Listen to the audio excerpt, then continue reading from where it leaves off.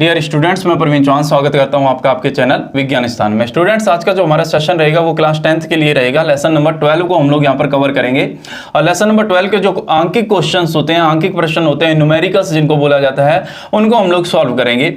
ये जनरली क्या रहता है, बच्चों को बहुत ज्यादा परेशान करता है। वो थ्योरी को तो आसानी से लर्न कर सकते हैं, लेकिन यहाँ पर जो न्यूमेरिकल्स है उनको सॉल्व करने में क्या होती है, दिक्कत आती है।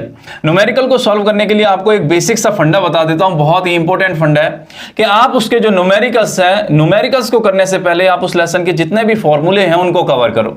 आप यहां पे टेबल देख रहे हो, इस लेसन के जितने भी इंपॉर्टेंट क्वेश्चन जो हैं, जो न्यूमेरिकल्स हैं, उनको सॉल्व करने के लिए जो भी फॉर्मूले हम लोग यूज करेंगे वो सबके सब इस टेबल में क्या है, अवेलेबल है।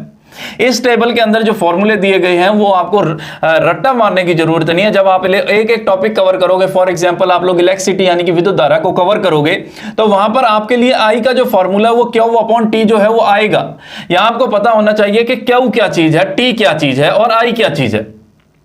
उसी तरह से अगर हम लोग ओम्स लॉ करेंगे तो ओम्स लॉ में यहां पर आप लोगों को पता होना चाहिए कि आर का मीन क्या होता है, वी का वैल्यू क्या होता है और आई का मीन क्या होता है। तभी आप क्या करोगे, न्यूमेरिकल्स को सॉल्व कर पाओगे। दूसरी चीज, क्वेश्चन को आपको बड़ी सावधानी पूर्वक पढ़ना है। जब भी आप पेपर दे रहे हैं, टेस्ट दे रहे हैं, एग्जाम को फाइट कर रहे हैं, तो आपको जो क्वेश्चन है उसको बड़ी शांतिपूर्वक तरीके से क्या है, रीड आउट करना है। तो यहां समय की बर्बादी ना करते हुए अपने सीधे क्या करते हैं, मुद्दे पर आते हैं, न्यूमेरिकल्स को सॉल्व करना स्टार्ट करते हैं। आपको इंटरेस्ट आएगा, आपको मजा आएगा। जो न्यूमेरिकल्स हैं वो बहुत इजी वे में मैं कराने वाला हूं, आप लोगों को बहुत हेल्पफुल रहेंगे। यहां अगर हम लोग सबसे पहले बात कर लेते हैं तो एग्जाम्पल से स्टार्ट करते हैं। बुक के जो एग्जाम्पल है उनसे स्टार्ट करते हैं। तो आप लोग एनसीईआरटी की जो बुक है उसमें 12.1 जो एग्जाम्पल आता है, और वो आता है आपका कि एक current of 0.75 ampere. A current of 0.75 ampere is drawn by the filament of an electric bulb for 10 minutes. Find the amount of electric charge. Find the amount of electric charge. Hindi वाले अगर क्वेश्चन को देख लेते हैं तो कहता है कि एक विद्युत बल्ब है और उसका जो फिलामेंट है उसके अंदर 0.75 एम्पियर जो है इलेक्ट्रिसिटी पास आउट हो रही है। कितने टाइम के लिए? 10 मिनट्स के लिए। तो आपको यहां पर क्या करना है, वैल्यू फाइंड आउट करनी है किसकी, चार्ज की। अगर हम लोग चार्ज की बात करते हैं तो पहले क्वेश्चन को जब आप अच्छे से रीड करते हो तो आपको यहां पर जो चीजें समझ में आती हैं वो ये आती हैं कि हमें दिया गया है, गिवन अस, दिया गया है। सबसे पहले आपको कोई भी क्वेश्चन सॉल्व करना है, ये आपको लिखना ही पड़ेगा। इसके स्टेप मैं आपको बता दूंगा कि दिया गया है गिवन अस, गिवन अस। अब गिवन अस क्या दिया हुआ है, क्या दिया गया है हमें। न्यूमेरिकल को अगर हम लोग अच्छे से पढ़ते हैं, क्वेश्चन को हम अच्छे से पढ़ते हैं, तो हमें यहां पर एक चीज समझ में आती है कि यहां कहीं ना कहीं एम्पियर की बात कर रहा है। एम्पियर बोले तो यहां पर यह बात कर रहा है विद्युत धारा की। विद्युत धारा, विद्युत धारा यानी कि इलेक्ट्रिसिटी। इलेक्ट्रिसिटी की जो वैल्यू दे रखी है वो हमें कितनी दे रखी है, वो हमें दे रखी है 0.75 एम्पियर। 0.75 एम्पियर। दूसरी चीज जो हमें दे रखी है, यानी कि हमारे पास जो आई की वैल्यू आई है वो आ गई। आई की जो वैल्यू आई है 0.75 एम्पियर। दूसरा जो चीज हमें दे रखा है वो दे रखा है इसने टाइम। टाइम तो लगेगा ही, चार्ज को जो फ्लो करेंगे तो टाइम तो लगेगा ही। इलेक्ट्रिसिटी जनरेट करने का मतलब flow of charge in unit time period. तो वहां पर टाइम की जो वैल्यू है, टी जो है वो आ जाता है हमारा, कितना आ जाता है, समय जो दे रखा है वो दे रखा है 10 मिनट। 10 minute, 10 minute. तो यहां हम लोग आगे देखते हैं, दो चीजें हमें दे दी और हमें क्या करना है, फाइंड आउट करना है। फाइंड करना है, क्या फाइंड करना है कि चार्ज। चार्ज, चार्ज यानी कि जो आपके आवेश हैं उनकी जो वैल्यू है वो आपको क्या करनी है, फाइंड आउट करनी है। अब दिमाग लगाइए कि यहां पर अगर आई दे रखा है, टी दे रखा है और आपको फाइंड आउट करना है क्यू। आपको फाइंड आउट करना है Q.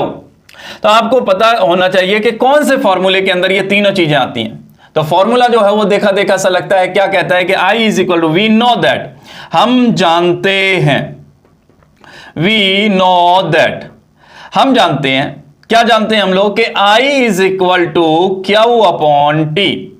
I is equal to Q upon T. Then Q is equal to, Q is equal to, देखिए क्या है, आई जो होता है वो क्यू अपॉन टी होता है, चार्ज अपॉन टाइम होता है। ठीक है, ये हमें फॉर्मूले में पता है, और फॉर्मूला हमें कहां से पता है, हमने ड्राइव किया।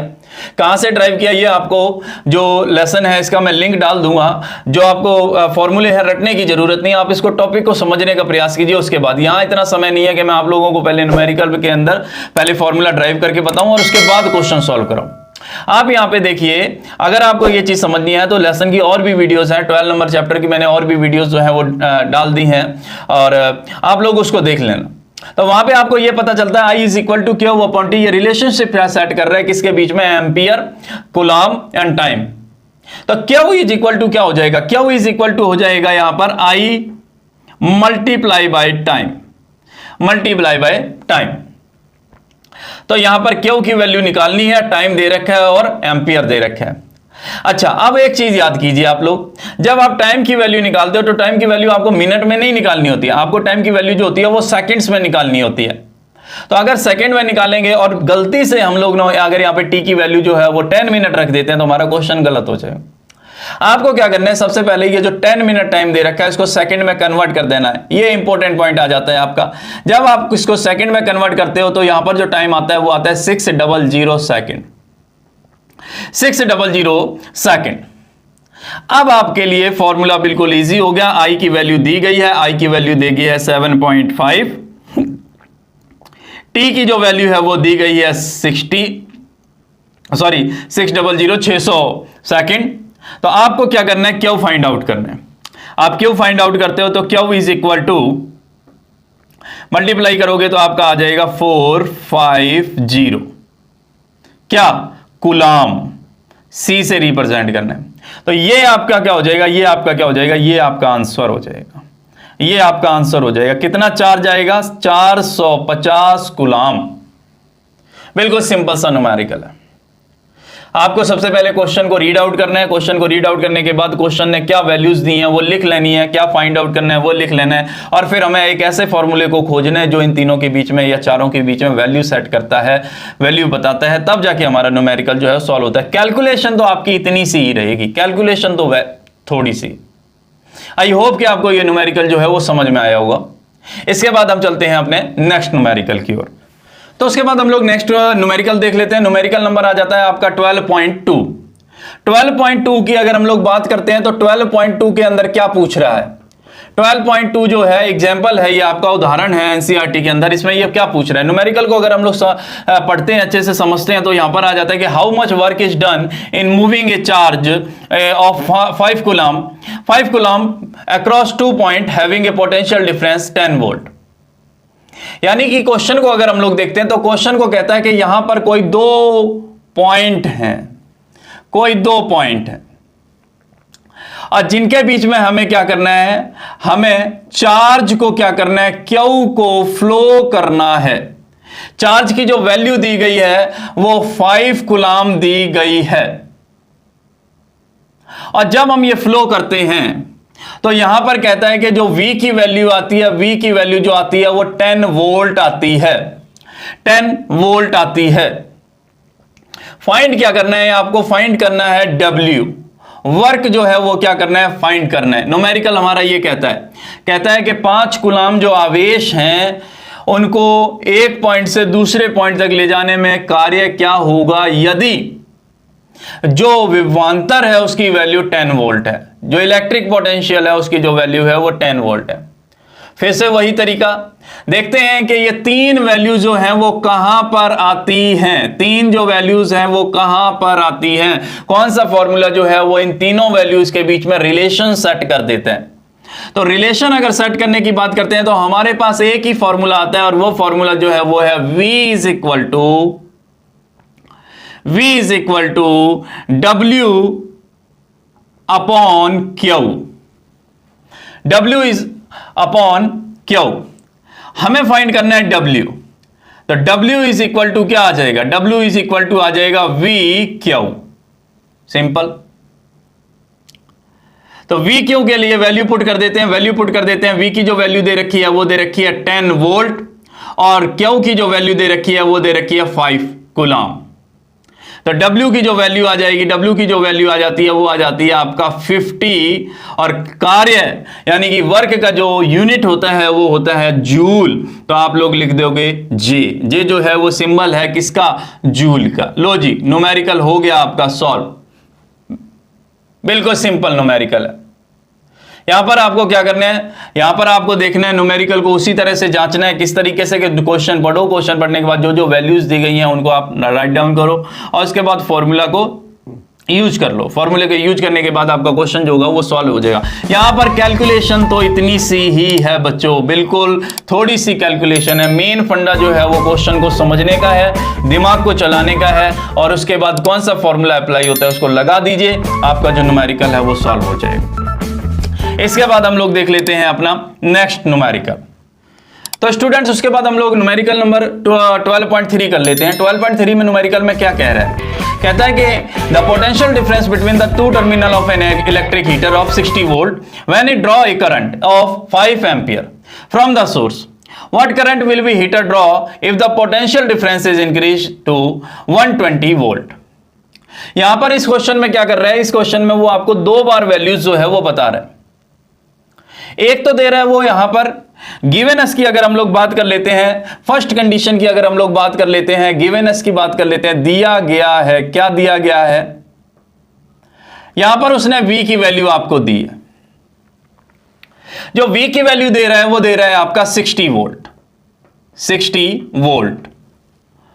और यहीं पर I की जो वैल्यू दे रहा है, करंट की जो वैल्यू दे रहा है, I की जो वैल्यू दे रहा है वो आपको दे रहा है वो 5 एम्पियर, 5 एम्पियर।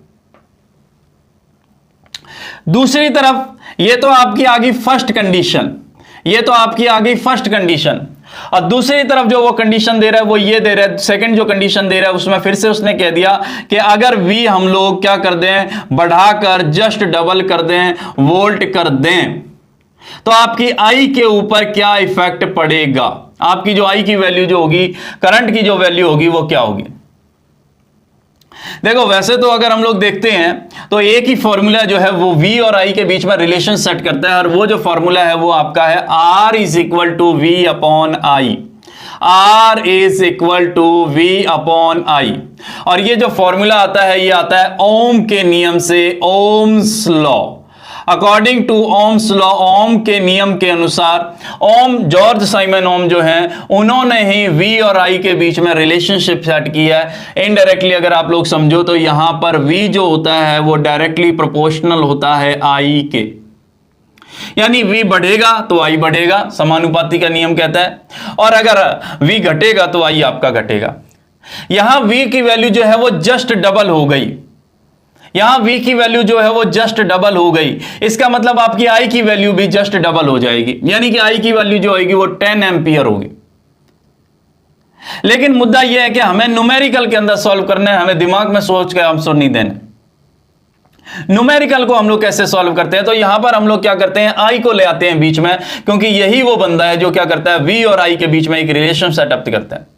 हम यहां क्या करते हैं, R की वैल्यू फाइंड आउट करते हैं, अभी पता चल जाएगा आपको। V की वैल्यू जो दे रखी है वो दे रखी है इसने 60 वोल्ट, और I की वैल्यू जो दे रखी है वो इसने दे रखी है 5 एम्पियर। तो आपका जो R की वैल्यू आती है वो, R की वैल्यू जो आती है वो आती है 12 ओम।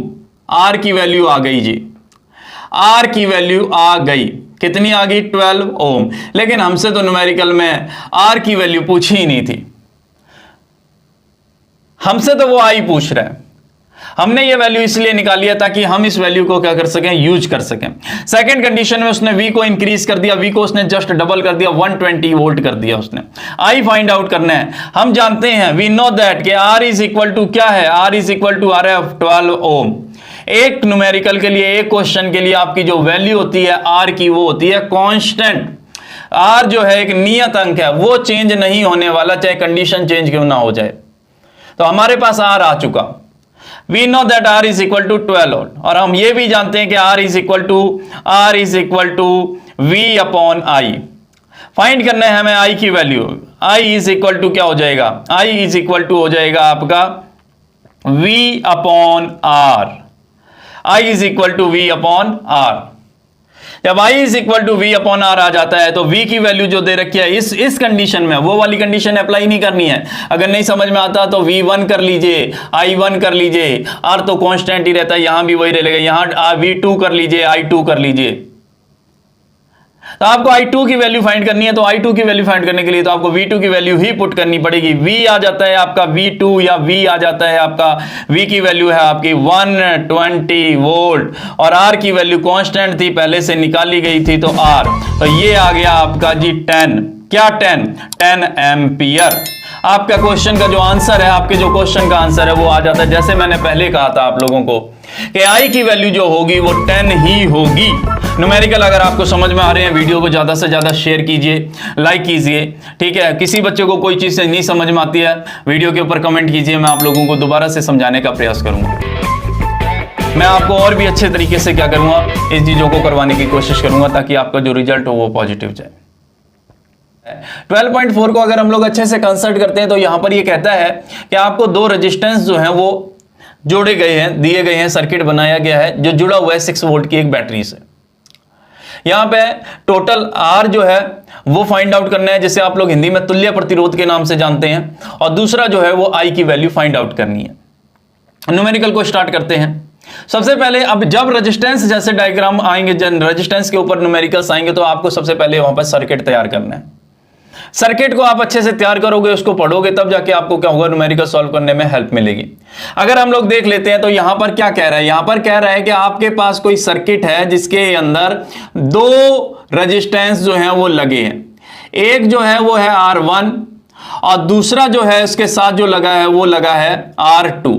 और किस में लगे हैं, कौन से सीक्वेंस में लगे हैं, तो बात कर रहे हैं सीरीज में।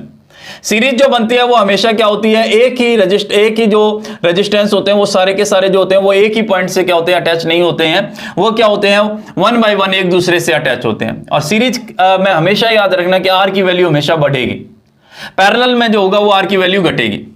यहां R1 दिया गया है, R2 दिया गया। R1 की जो वैल्यू दी गई है वो आप कर लीजिए कि 18 ओम, और R2 की जो वैल्यू दी गई है वो दी गई है आपके लिए 6 ओम। हमने क्या कर दिया, इसको कनेक्ट कर दिया। कनेक्ट करने के लिए हमने यूज की है यहां पर 6 वोल्ट की बैटरी। यहां पर हमने 6 वोल्ट की जो बैटरी है वो यूज की है। की से इसको कनेक्ट कर देते हैं और इसके बाद अपने इसको सर्किट को पूरा कर देते हैं, सर्किट को कंप्लीट कर देते हैं। इलेक्ट्रिसिटी जो होगी वो फ्लो होगी दोनों रेजिस्टेंसों के बीच में से होते हुए और फिर बैटरी से होते हुए वापस क्या हो जाएगी, चली जाएगी, और इसकी जो डायरेक्शन है वो प्लस से माइनस की तरफ है। ठीक, अब क्या है, वही बात कि दिया गया है गिवन अस। एक तो आपको दी गई है इसने R1 की वैल्यू दी गई है, कितनी दी गई है, 18 ओम। एक जो दिया है वो दिया है इसने R2 की वैल्यू और वो दी है आपको 6 ओम। फाइंड आउट क्या करना है, ज्ञात करना है, फाइंड आउट करना है। क्या फाइंड आउट करना है, कहता है यहां पर आपको फाइंड आउट करना है R की वैल्यू। पहली कंडीशन में दो कंडीशन अप्लाई कर रहा है, एक तो आपको R की वैल्यू जो है वो फाइंड आउट करनी है और दूसरी जो आपको वैल्यू फाइंड आउट करनी है वो I की वैल्यू फाइंड आउट करनी है। तो यहां पर पहले हम लोग फर्स्ट कंडीशन को सॉल्व करते हैं। फर्स्ट कंडीशन जो है वो देख रहे हैं डायग्राम के अंदर सीरीज है, और सीरीज के लिए जो फॉर्मूला लगता है वो लगता है R is equal to R1 R2 R3 dash dash dash RN। यानी कि सीरीज का फॉर्मूला ये है। आपने क्या करना है, आपने यहां पर वैल्यू पुट कर देनी है। वैल्यू पुट करोगे तो आपको R इज इक्वल टू क्या आएगा, R1 की वैल्यू है 18 और R2 की वैल्यू है 6, टोटल आ जाता है 24 वोल्ट, सॉरी 24 ओम। 24 ओम R की वैल्यू आ गई। अब फाइंड करना है I को, I की वैल्यू फाइंड करनी है। I की वैल्यू जब आप लोग फाइंड करोगे तो यहां पर ओम्स लॉ लगेगा, ओम्स लॉ। और ओम्स लॉ क्या कहता है कि ओम्स लॉ कहता है R is equal to V upon I। तो I इज इक्वल टू क्या हो जाएगा, V अपॉन R। V की वैल्यू जो दे रखी है वो दे रखी है 6 और R की वैल्यू अभी हम लोगों ने फाइंड की है 4। वैल्यू आ जाएगी 0.25 एम्पियर, 0.25 एम्पियर। तो यहां पर क्या है, आपके लिए I की वैल्यू भी फाइंड आउट हो जाती है, आपके लिए R की वैल्यू जो है वो फाइंड आउट हो जाती है। तो स्टूडेंट्स उसके बाद जो हमारा न्यूमेरिकल बनता है वो बनता है 12.5। एग्जाम्पल है आपकी एनसीईआरटी का, और एनसीईआरटी का जो एग्जाम्पल है वो ये कहता है कि आपको 3 रेजिस्टेंस दिए गए हैं जो पैरेलल सीक्वेंस में अरेंज हैं, और इनकी जो वैल्यू है R1 की जो वैल्यू है वो 5 ओम है, R2 की वैल्यू जो है वो 10 ओम है, और R3 की जो वैल्यू है वो 30 ओम है। फाइंड आउट क्या करना है? फाइंड आउट आपको करना है R यानी कि कांस्टेंट R की वैल्यू जो है वो फाइंड आउट करनी है आपको। तुल्यांकी प्रतिरोध का जो मान है वो ज्ञात करना है। न्यूमेरिकल को हल करने से पहले अगर न्यूमेरिकल को हम लोग रीड करते हैं तो न्यूमेरिकल में साफ इशारा किया जा रहा है कि आपका जो रेजिस्टेंस है वो पैरेलल है। तो पैरेलल के लिए सबसे पहले क्या करेंगे, एक डायग्राम हम लोग ड्रॉ करेंगे। डायग्राम जो है वो कुछ इस तरीके से बनेगा आपका कि 3 रेजिस्टेंस है, 3 प्रतिरोध है, यानी कि वो इस तरीके से क्या है, अरेंज है। पहला जो हो गया वो हो गया R1, दूसरा जो हो गया वो हो गया R2, और तीसरा जो हो गया वो हो गया आपका R3। R1 यानी कि R1 की जो वैल्यू दे रखी है वो दे रखी है 5 ओम, R2 की जो वैल्यू दे रखी है वो दे रखी है 10 ओम, और R3 जिसकी वैल्यू जो दे रखी है वो दे रखी है 30 ओम। सर्किट को कंप्लीट करते हैं। पैरेलल तो हमारे जो रेजिस्टेंस है वो तो हो गए अरेंज। अब हम क्या करते हैं, इसको बैटरी से कनेक्ट कर देते हैं, साथ में की लगा देते हैं, और की को क्या कर देते हैं, स्टार्ट कर देते हैं। हम देखते हैं कि यहां पे जो हमारे पास सीक्वेंस बन रहा है वो पैरेलल बन रहा है। पहले लिख देते हैं गिवन अस, दिया गया है, जैसा कि न्यूमेरिकल को सॉल्व करने का स्टाइल होता है हमारा। गिवन अस क्या दे रखा है, R1 की वैल्यू दे रखी है 5 ओम, R2 की वैल्यू जो दे रखी है वो दे रखी है 10 ओम, और R3 की जो वैल्यू दे रखी है वो दे रखी है 30 ओम। सीक्वेंस जो है वो पैरेलल है, और पैरेलल के लिए जो हमारा फॉर्मूला बनता है वो ये बनता है कि 1/R is equal to 1/R1 plus 1/R2 plus 1/R3 dash dash dash R/1/Rn। Value put करते हैं 1/5 प्लस 1/10 प्लस 1/30। इसका अगर हम लोग एलसीएम लेते हैं तो एलसीएम जो बनता है वो हमारा बनता है आपका 30। यहां देखेंगे तो वैल्यू आएगी 6, यहां वैल्यू आएगी 3, और यहां जो वैल्यू आएगी वो आएगी 1। टोटल कर लीजिए, टोटल आता है आपका 6, 3 + 1 जो आता है वो वैल्यू आ जाती है आपकी 10/30। 10/30 ये 10/30 वैल्यू आई है, ये तो 1/R की आई है। ये जो 10/30 जो वैल्यू आई है ये तो R की आई है। तो R की वैल्यू क्या होगी, R की वैल्यू होगी आपकी 30/10। तिरछा गुणा कर दिया हम लोगों ने यहां पर। R की जो वैल्यू आ जाती है वो आ जाती है 3 ओम। R की जो वैल्यू आ जाती है वो आ जाती है 3 ओम। आपका जो न्यूमेरिकल है वो हो गया सॉल्व। तो यहां पर हम लोगों ने देखा जब भी पैरेलल कॉम्बिनेशन करेंगे, जब भी समांतर क्रम में प्रतिरोधों को जोड़ेंगे तो वहां पर R की जो वैल्यू होती है हमेशा कम आती है। तो बच्चों उसके बाद हम लोग नेक्स्ट जो न्यूमेरिकल है वो देख लेते हैं। एग्जांपल आपका आता है 12.6। 12.6 में ये कहता है कि a potential difference 20 volt is applied across a 4 ohm resistor. Find the amount of heat produced in 1 second. यानी कि अगर हिंदी में देख लेते हैं तो हिंदी में कहता है कि कोई 2 पॉइंट हैं A और B, और उनके बीच में क्या है, कोई 2 पॉइंट हैं A और B, और उनके बीच में जो पोटेंशियल डिफरेंस है यानी कि जो V की वैल्यू है वो है आपकी 20 वोल्ट। और इसमें क्या है कि जो R की वैल्यू दे रहा है, रेजिस्टेंस की जो वैल्यू दे रहा है वो दे रहा है आपके लिए 4 ओम। यानी कि यहां से लेके यहां तक A पॉइंट से लेके B पॉइंट तक अगर वोल्ट जो है वो सप्लाई हो रही है 20 वोल्ट की, तो रेजिस्टेंस जो क्रिएट हो रहा है वो क्रिएट हो रहा है 4 ओम की। आपको साथ के साथ इस न्यूमेरिकल में समय भी बताया गया है, T भी बताया गया है, और जो T की वैल्यू है वो दे रखी है इसने, T की जो वैल्यू दे रखी है वो दे रखी है इसने 1 सेकेंड। 1 सेकेंड हमें फाइंड आउट क्या करना है, हमें यहां पे फाइंड आउट करना है H यानी कि हीट यानी कि ऊष्मा जो है वो फाइंड आउट करनी है। तो हम लोग जानते हैं कि जूल्स ने एक नियम दिया है, जूल्स के नियम के अकॉर्डिंग क्या कहा जाता है, कहता है कि H जो होता है वो होता है H इज इक्वल टू होता है I²RT।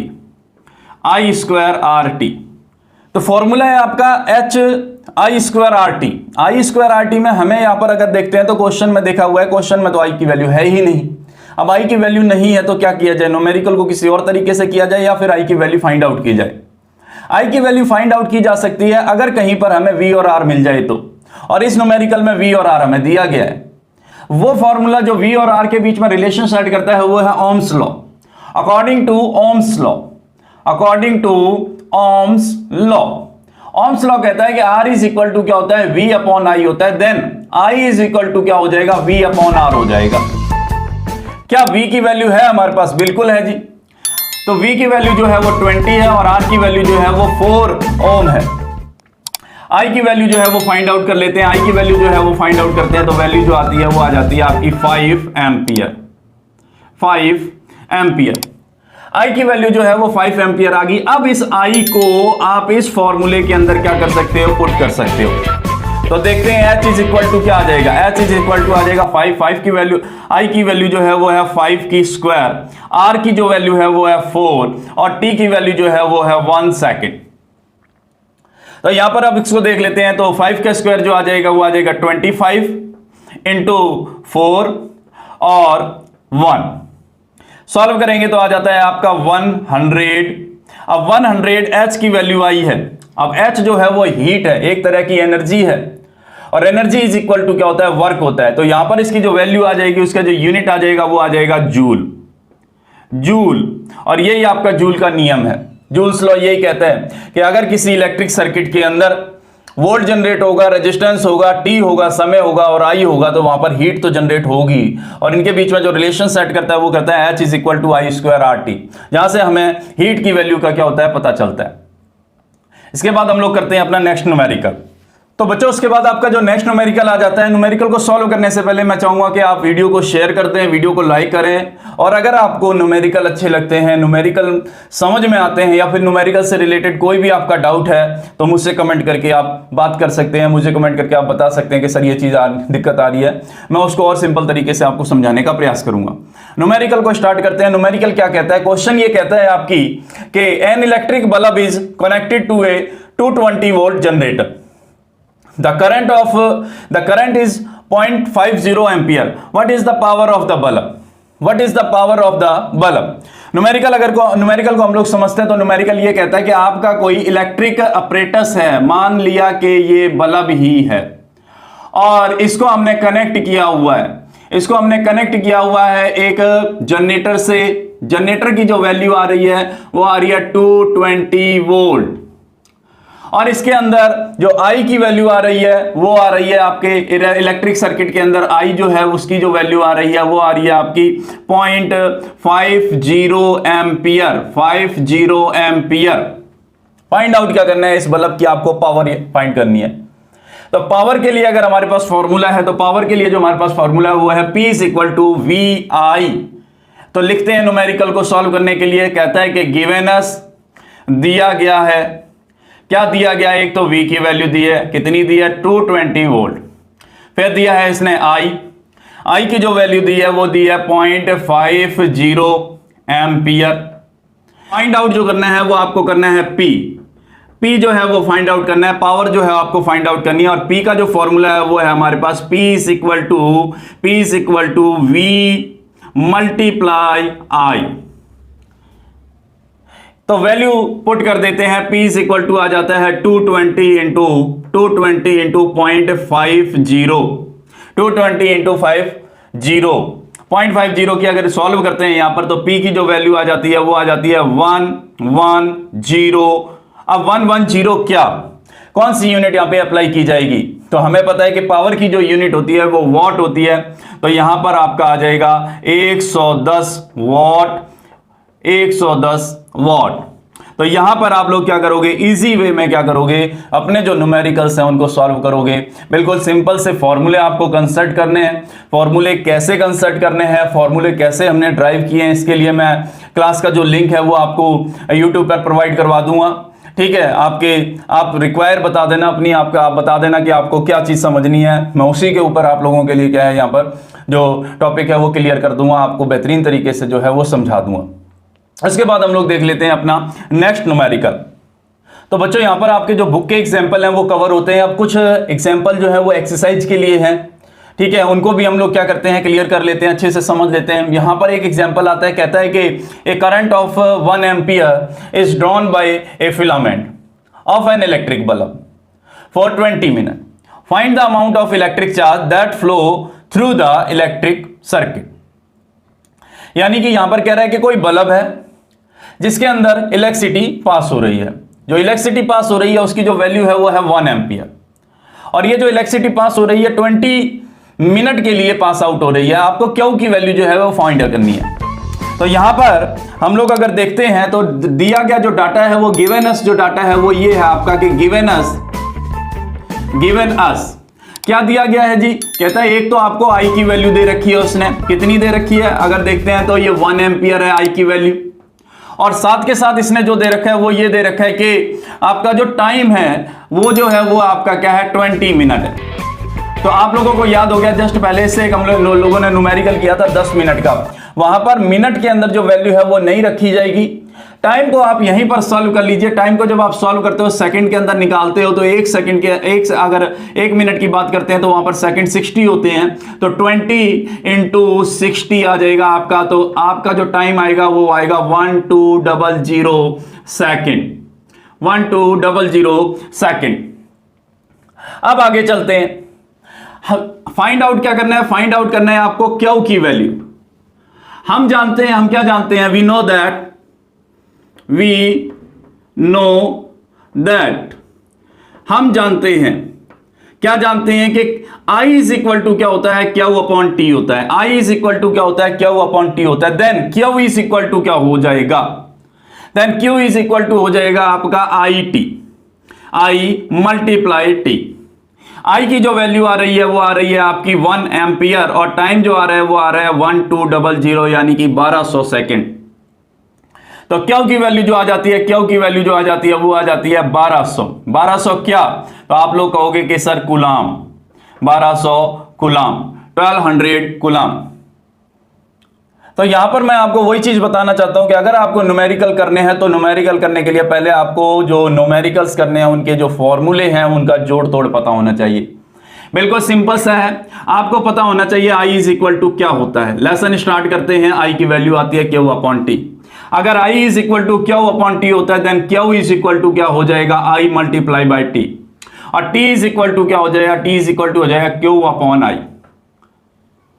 यहां पर आपका वैल्यू जो है क्यू वो एक्यूरेट है या नहीं चेक की जा सकती है। कैसे चेक की जा सकती है, आप लगा दीजिए ये वाला फॉर्मूला आई को बताने के लिए, आपका फॉर्मूला ये देख लीजिए। यहां पर अगर आई फाइंड आउट करनी है तो क्यू की वैल्यू अभी अभी आई है जो आ रही है 1200 कूलाम, और टाइम जो है वो आपका 1200 सेकंड। काट के रहेंगे तो आपका आ जाएगा 1 एम्पियर, यानी कि हमारा जो क्वेश्चन है वो एकदम क्या है, सही है। आप यहाँ पे क्रॉस चेकिंग भी कर सकते हैं अपने न्यूमेरिकल की, आपने जो न्यूमेरिकल किया है वो आप क्रॉस चेकिंग कर सकते हैं, आपका न्यूमेरिकल सही है या गलत, ये आप 1 सेकंड में जांच सकते हैं। ठीक है, सब जो खेल है वो आपके फॉर्मूला का है। अगर आप फॉर्मूले को अच्छे से कंसल्ट कर देते हो, फॉर्मूले को जोड़ना और तोड़ना सीख जाते हो तो आपके न्यूमेरिकल जो है वो इजी हो जाएंगे। 10th क्लास हो जाएगी वो आपकी इजी हो जाएगी, साइंस में आपकी अच्छी परफॉर्मेंस होगी। चलिए इसके बाद कर लेते हैं हम लोग अपना नेक्स्ट क्वेश्चन। बच्चों उसके बाद हमारा जो नेक्स्ट न्यूमेरिकल आ जाता है, न्यूमेरिकल ये कहता है कि how much work is done in moving A charge of 4 coulomb across 2 point having a potential difference 24 volt. यानी अगर क्वेश्चन को समझते हैं तो क्वेश्चन ये कहता है कि आपका कोई सर्किट है, आपका कोई इलेक्ट्रिक वायर है, ठीक है, जिसके अंदर क्या करना है हमें, जिसके अंदर हमें V की वैल्यू बताई हुई है, जिसका वोल्ट जो है वो बता रहा है 24 वोल्ट है, और इसके अंदर क्या करना है, हमें चार्ज फ्लो करना है। कितने चार्ज फ्लो करना है, क्यू की वैल्यू जो दे रहा है, क्यू की वैल्यू जो दे रहा है वो आपको दे रहा है 4 कूलाम। तो कहता है कि वर्क क्या होगा, इसके लिए कितना कार्य करना पड़ेगा, find out the value of work. तो आपने क्वेश्चन को उसी तरह से पुराने स्टाइल से स्टार्ट करते हैं। कहता है कि गिवन अस, दिया गया है, क्या दिया गया है, क्यू की वैल्यू दी गई है, कितनी दी गई है, 4 कूलाम। क्यू की वैल्यू जो है वो 4 कूलाम दी गई है, और V की जो वैल्यू है वो है आपकी 24 वोल्ट। फाइंड आउट क्या करना है, फाइंड आउट आपको करना है वर्क जो है वो हमें फाइंड आउट करना है। अब ऐसा कौन सा फॉर्मूला है यहां पर आपके टेबल में जिसमें क्या होता है, क्यू की वैल्यू आ जाए, V की वैल्यू आ जाए और W की वैल्यू आ जाए। तो हम लोग जानते हैं, वी नो दैट, हम जानत हैं, क्या जानत है भैया, हम जानते हैं कि V इज इक्वल टू क्या होता है, W अपॉन क्यू होता है। V इज इक्वल टू क्या होता है? W अपॉन क्यू होता है। Then W is equal to क्या हो जाएगा? W इज इक्वल टू क्या हो जाएगा? W इज इक्वल टू हो जाएगा V Q. W is equal to हो जाएगा V क्यू। तो W इज इक्वल टू अगर V क्यू हो जाएगा तो V की वैल्यू हमें दे रखी है 24 और क्यू की वैल्यू जो दे रखी है वो दे रखी है। यहां पर मल्टीप्लाई, और मल्टीप्लाई में जो वैल्यू आएगी वो आपकी आएगी 6, कैरी करेंगे यहां पर तो आ जाएगा 9 क्या? जूल, क्योंकि हमने किया है वर्क, और वर्क की जो यूनिट होती है वो होती है जूल। चाहे यहां पर वो क्वेश्चन में आपसे पूछ ले कि 4 कूलम आवेश को एक पॉइंट है ए और बी जिसमें वोल्ट की वैल्यू जो आ रही है 24 वोल्ट आ रही है, इसको प्रवाहित करने के लिए कितनी ऊर्जा खर्च करनी पड़ेगी। क्वेश्चन सुनना, कहे यहां पर कह दे, अभी हमारे से जो क्वेश्चन पूछा है वो कह रहे साफ साफ शब्दों में कह रहा है कि वर्क की वैल्यू फाइंड आउट करनी है। अगर आपसे क्वेश्चन किसी भी क्वेश्चन के अंदर वर्क ना बोलकर वो बोलने लग जाए एनर्जी, कि एनर्जी की वैल्यू फाइंड आउट करो, ई की वैल्यू फाइंड आउट करो, तो आप क्या करोगे? ई की वैल्यू फाइंड आउट करने के लिए हमारे पास यहां पर कोई भी फॉर्मूला नहीं है इस लेसन में। लेकिन अगर हम लोग 9th की प्रीवियस नॉलेज को जो थोड़ा सा रिकॉल करते हैं तो हमें पता चलता है बच्चों कि W इज इक्वल टू क्या होता है? W is equal to E ही होता है। कार्य बराबर क्या होता है? कार्य बराबर ऊर्जा ही होती है। अगर किसी क्वेश्चन के अंदर आपसे W साफ साफ शब्दों में ना पूछे, कार्य ना पूछे और उसके जगह पर ऊर्जा पूछ ले, तो आप वहां पर ऊर्जा के लिए वही फॉर्मूला अप्लाई करोगे जो W के लिए करते हो। यानी कि अगर हम लोग बात कर लेते हैं तो E इज इक्वल टू क्या होता है? V क्यू ही होता है। तो वहां पर आपको कंफ्यूजन नहीं रखनी है, आसानी से अपना न्यूमेरिकल जो है वो क्वेश्चन पेपर को देखकर और मिनट में कॉपी के ऊपर कर देना है।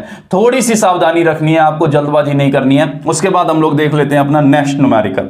तो बच्चों उसके बाद जो है हम लोग एक एग्जांपल कर लेते हैं। एग्जांपल जो है वो ये कह रहा है कि the potential difference between the terminals of electric heater is 45 volt when it draw a current of 3 ampere from the source. What current will be the heater draw if the potential difference is increased to 120 volt?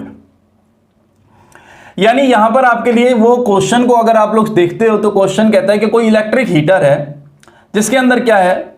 जिसके अंदर 45 volt का विद्युत विभवांतर है, जिसकी वजह से electric current जो है वो जनरेट हो रहा है आपका 3 एम्पियर। कहता है अगर V को हम लोग इंक्रीज कर दें और V को इंक्रीज करके हम ले जाएं 120 वोल्ट तक, तो I के ऊपर क्या इफेक्ट पड़ेगा? तो यहां अगर क्वेश्चन को हम लोग अच्छे से समझते हैं तो क्वेश्चन जो है वो ये कह रहा है कि V जो पहले था 45, तो I जो था वो 3 एम्पियर था। अब V 120 हो गया है तो I की वैल्यू जो है वो आपको फाइंड आउट करनी है। यानी हमें सीधा सीधा इशारा कर रहे हैं वो ओम्स लॉ की तरफ। वी नो दैट, हम जानते हैं अच्छे से, I बढ़ेगा तो V बढ़ेगा, I घटेगा तो V घटेगा। उसी तरह से अगर V घटेगा तो I घटेगा और V बढ़ेगा तो I बढ़ेगा। यानी यहां पर अगर रेजिस्टेंस जो है उसकी बात कर लेते हैं तो वो कांस्टेंट रहता है।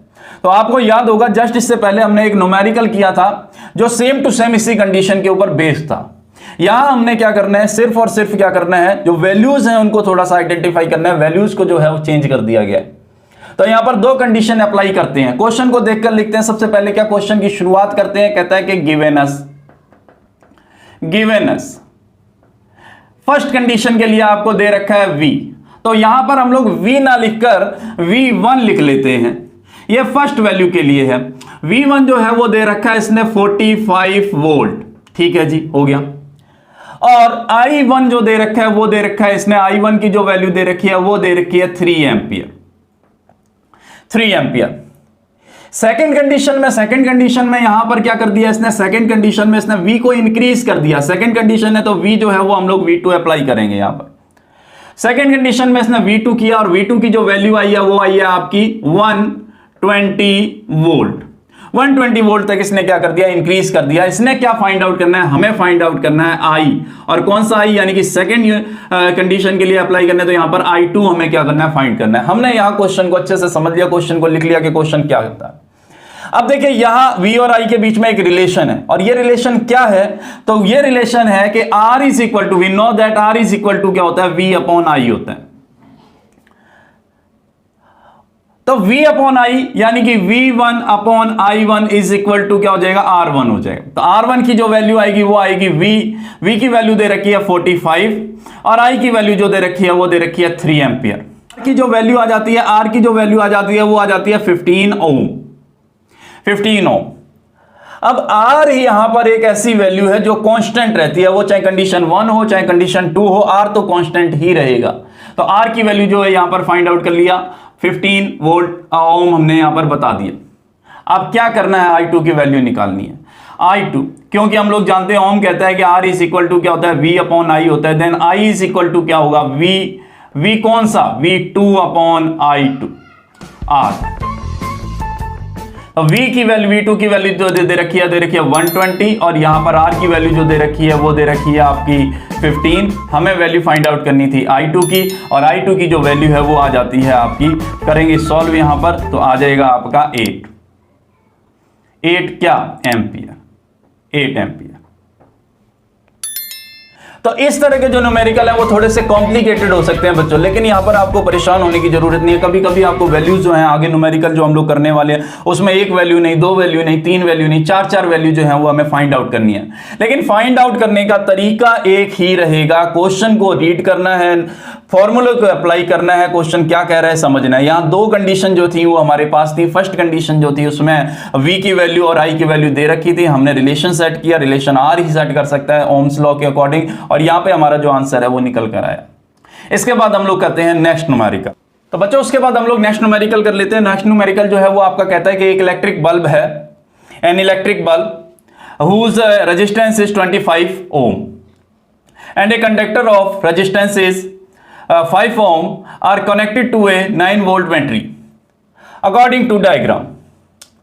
ठीक, यहां पर आपको क्या फाइंड आउट करना है, यहां पर आपको दो कंडीशन फाइंड आउट करनी है। पहला तो बताता है total resistance of the circuit, total resistance of the circuit यानी कि कांस्टेंट R की वैल्यू फाइंड आउट करनी है, और दूसरा जो बताता है the current through the circuit. तो यहां के क्या करते हैं, सबसे पहले न्यूमेरिकल को करने से पहले न्यूमेरिकल का डायग्राम सेट करते हैं। डायग्राम क्या कहता है, डायग्राम ये कहता है कि आपका कोई बल्ब है जिसका R जो है वो दे रखा है 25 ओम, R दे रखा है। हमने क्या कर रखा है, उसको कनेक्ट कर रखा है किसके साथ, हमने उसको कनेक्ट कर रखा है एक रेजिस्टेंस के साथ, और उस रेजिस्टेंस की जो वैल्यू है वो भी क्या है आपकी 5 ओम है। अब हमने क्या किया, इसको कनेक्ट कर दिया बैटरी के साथ, लगा दी हमने यहां पर की, बैटरी के साथ हमने कनेक्ट कर दिया। ये हो गया आपका प्लस माइनस, इलेक्ट्रिसिटी जो होगी वो प्लस से माइनस की तरफ क्या होगी, फ्लो करेगी। तो क्वेश्चन में दिया गया है गिवन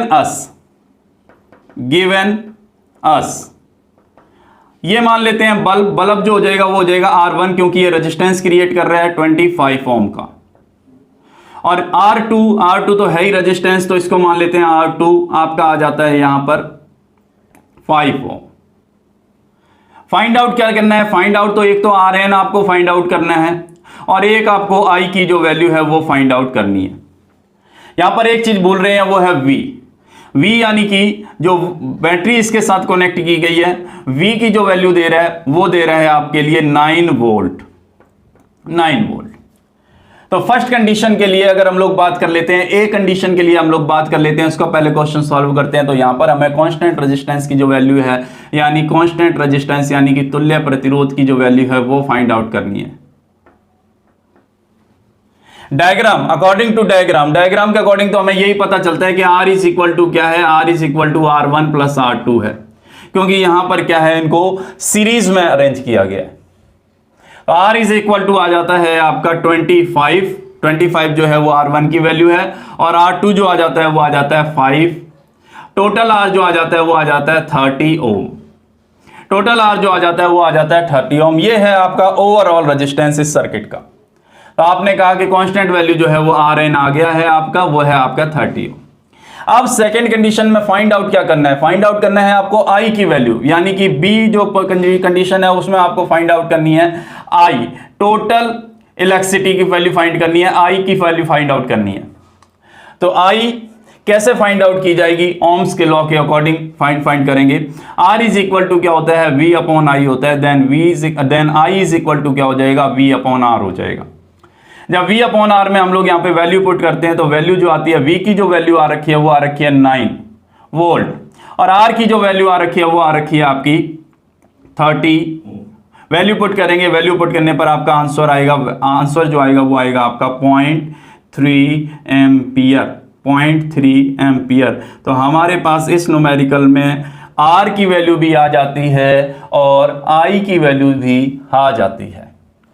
तो जो नेक्स्ट न्यूमेरिकल है वो आ जाता है, थोड़ा सा कॉम्प्लिकेटेड है, देख के घबराना नहीं है। न्यूमेरिकल जो है वो क्या कहता है, न्यूमेरिकल आपका ये कहता है कि in the circuit diagram when it below figure, यानी कि कोई डायग्राम है जो हमें दिया हुआ है, ठीक है, और इसमें क्या है R1 R2 R3 की जो वैल्यूज है वो पुट की हुई हैं।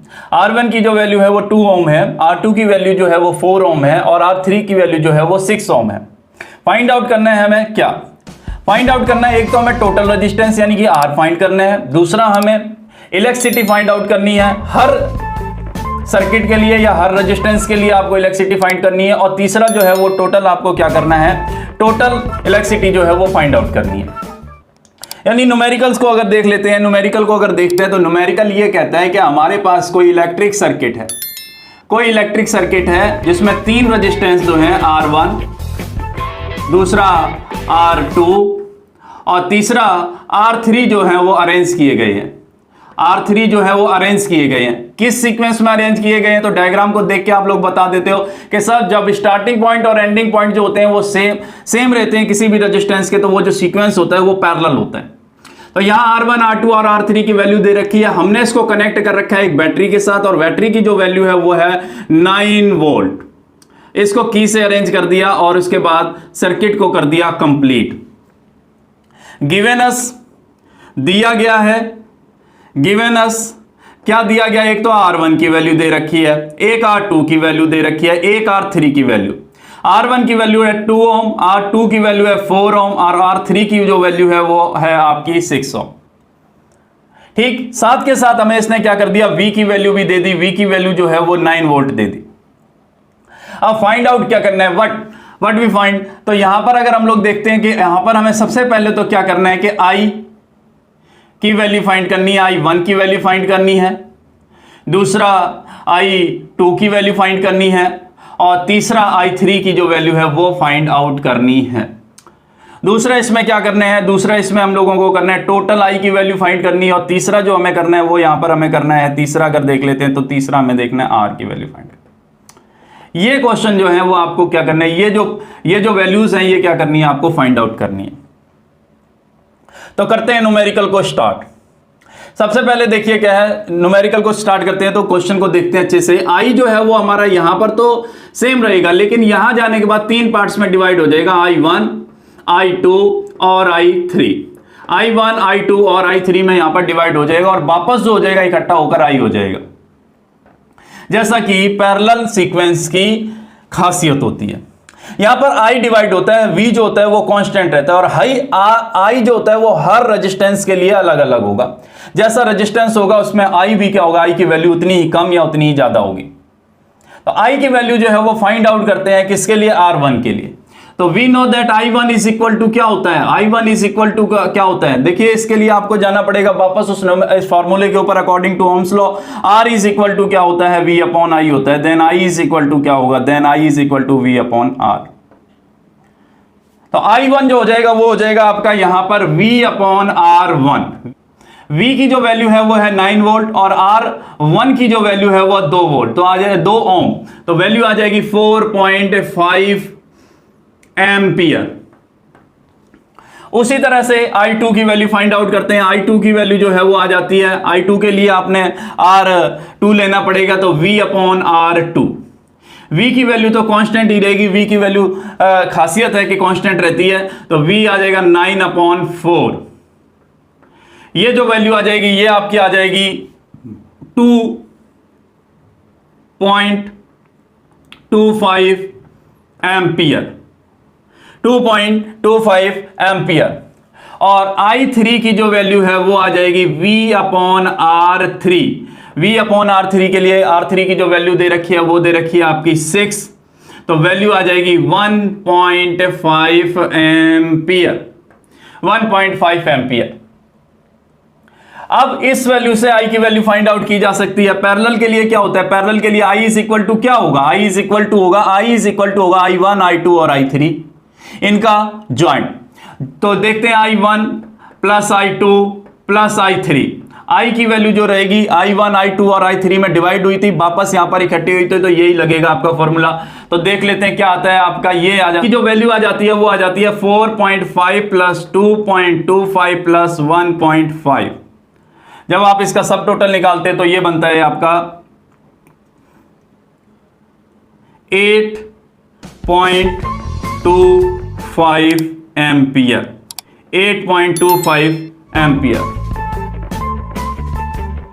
इसके बाद आगे क्या पूछा गया, आगे क्वेश्चन में आपको तीसरी जो कंडीशन है उसमें अप्लाई करना है आर, टोटल रेजिस्टेंस आपको फाइंड आउट करना है। तो टोटल पैरेलल के लिए क्या होता है, पैरेलल के लिए होता है 1/r is equal to 1/r1 plus 1/r2 plus 1/r3। ये होता है जी आपका टोटल रेजिस्टेंस, किसके लिए, पैरेलल के लिए।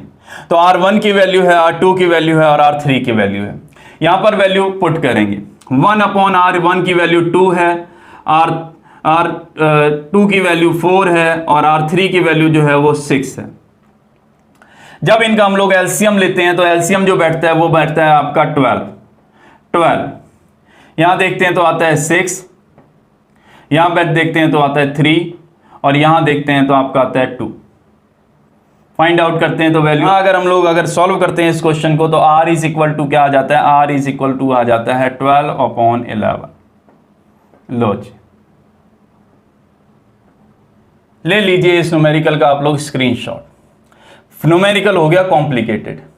न्यूमेरिकल में हमें पहले करना था I1 I2 I3 की वैल्यू फाइंड करनी थी, फिर दूसरी कंडीशन में I की वैल्यू फाइंड करनी थी और तीसरी कंडीशन में R की वैल्यू फाइंड करनी थी, जो हमने कर ली। न्यूमेरिकल ये कहता है कि an electric bulb is connected to a 230 volt generator, यानी ये एक इलेक्ट्रिक बल्ब है जो कनेक्ट है 230 वोल्ट के जनरेटर के साथ। ठीक है, तो यानी कि एक इलेक्ट्रिक बल्ब है जिसको हमने कनेक्ट कर रखा है किसके साथ, एक जनरेटर के साथ, जिसकी जो वैल्यू आ रही है वो आ रही है 230 वोल्ट। दूसरा आ जाता है कि इसमें इलेक्ट्रिसिटी जो पास हो रही है आई की वैल्यू जो दे रहा है वो दे रहा है आपको 0.75 एम्पियर। 0.75 एम्पियर फाइंड आउट करना है आपको यहां पर P की वैल्यू। तो जस्ट इससे पहले सेम टू सेम एक न्यूमेरिकल हम लोग सॉल्व कर चुके हैं। न्यूमेरिकल क्या कह रहा है, गिवन अस V की वैल्यू दे रखी है, वो दे रखी है 230 वोल्ट और I की जो वैल्यू दे रखी है 0.75 एम्पियर। 0.75 एम्पियर। डिटेक्ट आपको करना है पावर, किसकी पावर, बल्ब की पावर जो होगी वो क्या होगी। तो P इज इक्वल टू होता है वो रहा आपका formula, P is equal to होता है V मल्टीप्लाई I। V की जो वैल्यू दे रखी है 230 वोल्ट दे रखी है और I की जो वैल्यू दे रखी है वो 0.75 एम्पियर दे रखी है। जब आप इसको सॉल्व करते हो तो आपका जो आंसर आता है वो आ जाता है आपका 172.5। P की वैल्यू जो आ जाती है वो आ जाती है 172.5। 172.5 क्या, तो कहता है वॉट, क्योंकि जो पावर है वो हमेशा मेजर की जाती है आपकी वॉट